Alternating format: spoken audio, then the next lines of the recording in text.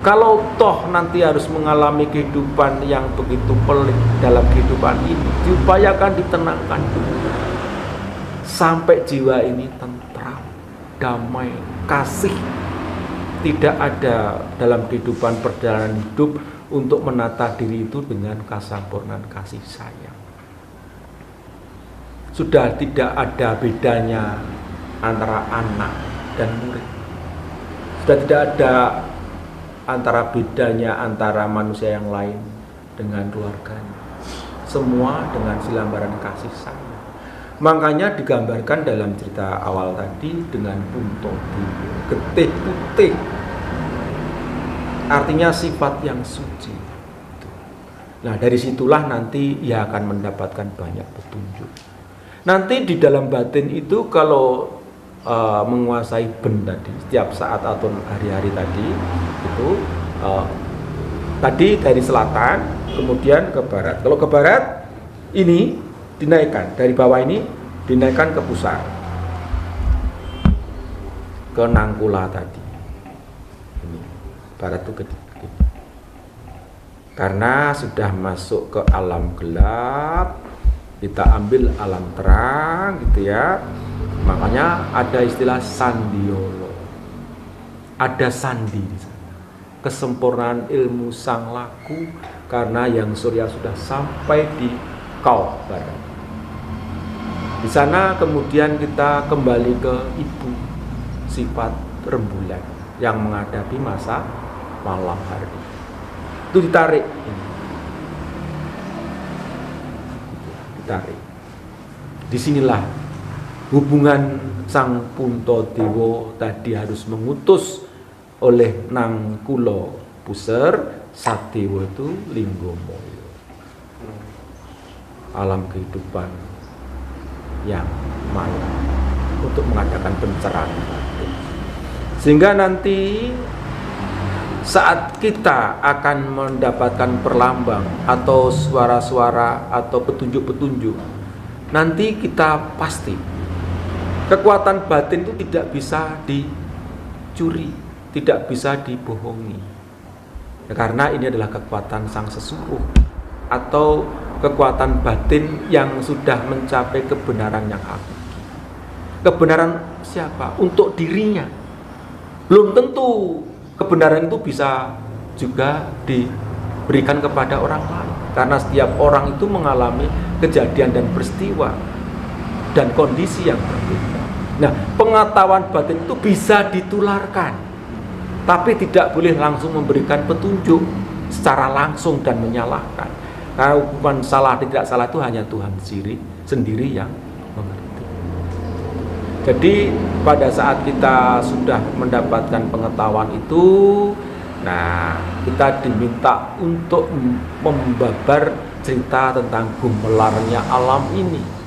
Seorang yogis tidak bisa dipisahkan oleh gumelarnya kitab teles atau gumelarnya kitab yang dibabar oleh sang kumitir bedai alam sebelum mempelajari layang seto kitab putih.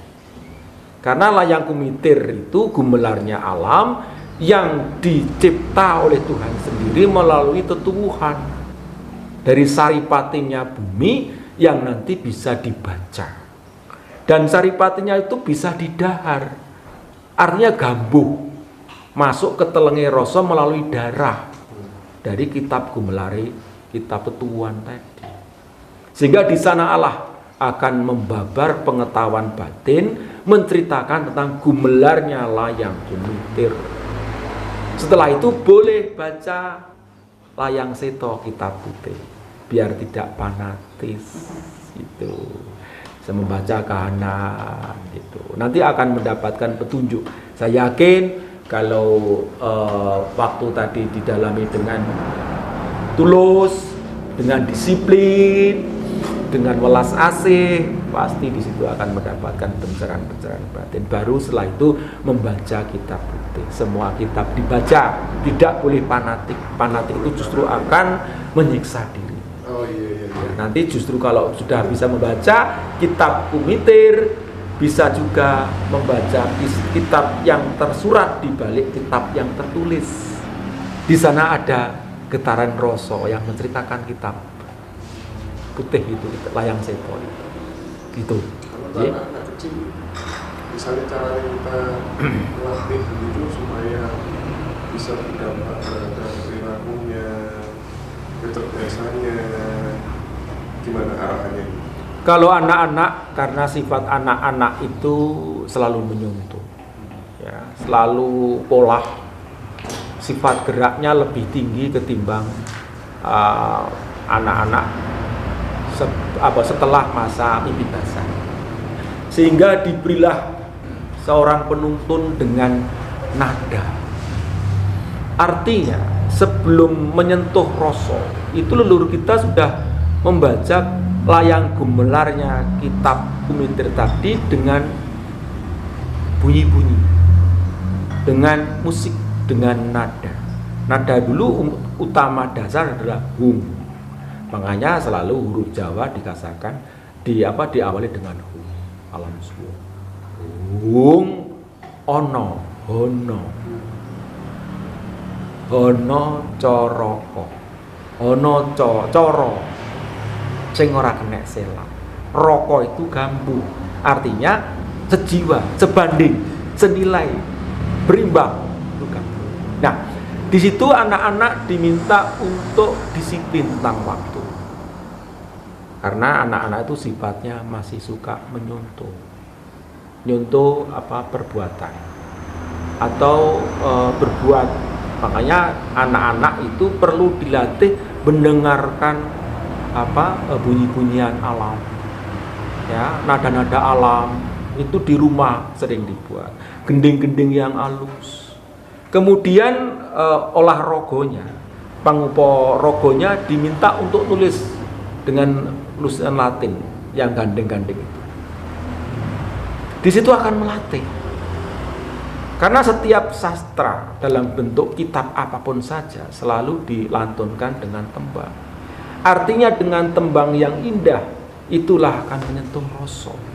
Sehingga kekuatan batin itu dibutuhkan ketelatenan, kesadaran untuk bagaimana kita membawa rasa tali rasa. Sehingga tadi dikatakan Jolo Sutro, yang kita kenal sekarang Jolo Tunda itu Jolo Sutro. Merajut dengan sutra yang halus dan indah. Sehingga anak kecil itu perlu dibuat latihan untuk menari tari-tari klasik itu. Nah, itu membawa kesadaran diri.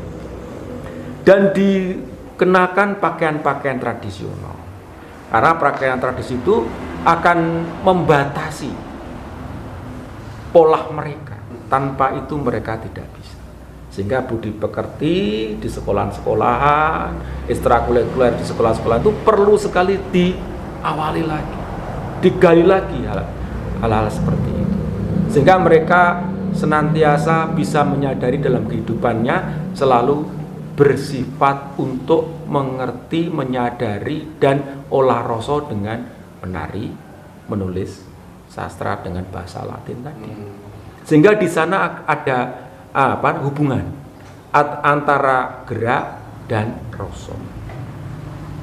Nah, kemudian bagi seorang putri itu rambutnya harus dipanjangkan. Karena rambut itu sesuatu yang tumbuh di kepala, di pikir kita. Nalar pikiran budi pekerti itu di rambut. Sehingga di sastra sepuh dulu ada gambarnya rambut munte, rambut gunung Katena, rambut lejar, rambut sedana. Itu kaum putri diminta untuk memanjangkan rambut hingga lebih dari sebahu. Itu harapannya apa? Harapannya ia harus bisa menjadi suri toladan, menyisir dengan suri, bercermin bahwa dia kalau tidak keramas, tidak sisir itu risih. Dibiasakan dia itu nyisir rambutnya sebelum pergi, itu menata diri dengan bercermin.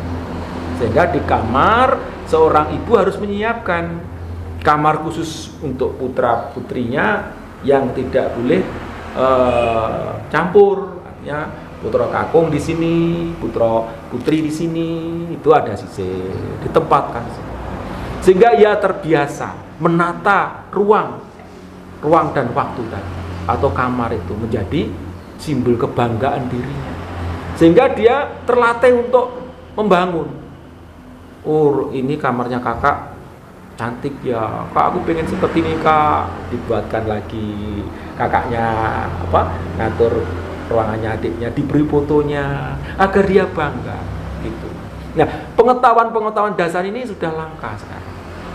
Mestinya dari mulai pendidikan dalam kandungan, seorang ibu itu diminta untuk membaca sastra, mendengarkan musik-musik atau gamelan-gamelan yang indah, sehingga sudah terasa hubungan rasa yang sudah manjing ke puser tadi, sang nang kulo badan kasar, berhubungan dengan ibu, sehingga laku ibu sendiri dituntut untuk babar kesempurnaan batin dengan putra-putranya dimulai di semenjak dalam kandungan. Itu Break dulu. ya.